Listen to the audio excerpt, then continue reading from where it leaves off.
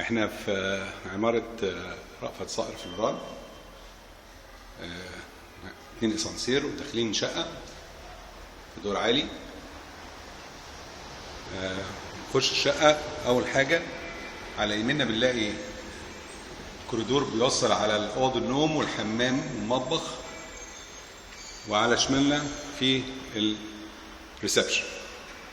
الريسبشن زي ما احنا شايفينه، أرضياته باركيه من الباركيه المحترم قوي. الريسبشن دوت حوالي 10 متر في 6 متر، واجهته قبلي.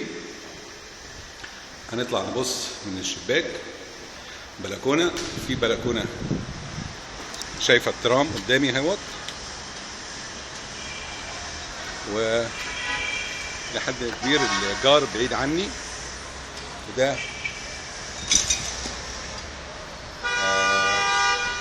شارع رئيسي الترماي.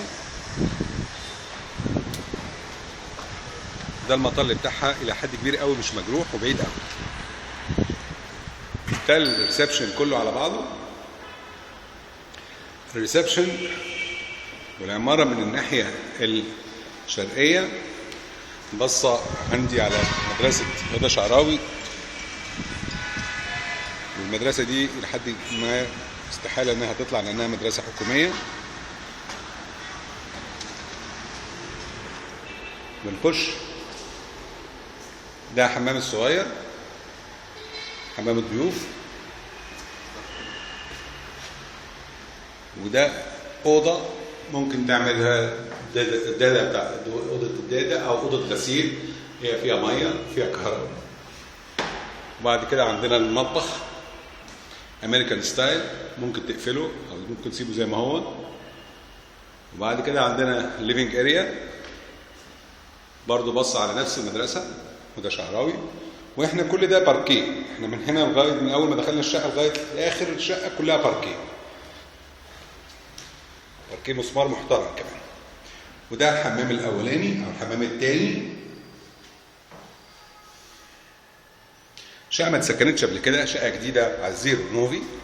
وبعدين عندنا 3 اوض، وزي ما انتم شايفين برضو كلها نفس نوع الباركيه هو. عندنا اوضه ببلكونه صغيره هنا، واوضه وبرضه مطلعها الناحيه الثانيه وشايفه البحر بقى. الشمس داخله جامد قوي زي ما انتم شايفين اهيت، وبرضه بص على المدرسه وشايفه البحر من هناك. وبعد كده دول اوضتين، والاوضه الماستر روم فيها حمام اضافي كمان. ده الحمام بتاع الاوضه الماستر روم، حمام كبير ببانيو كبير، والاوضه كبيره واسعه ومربعة الشكل تقريبا، حوالي 5.5 ل6، وبرضو ليها بلكونة وبص على نفس المطل الناحية التانية.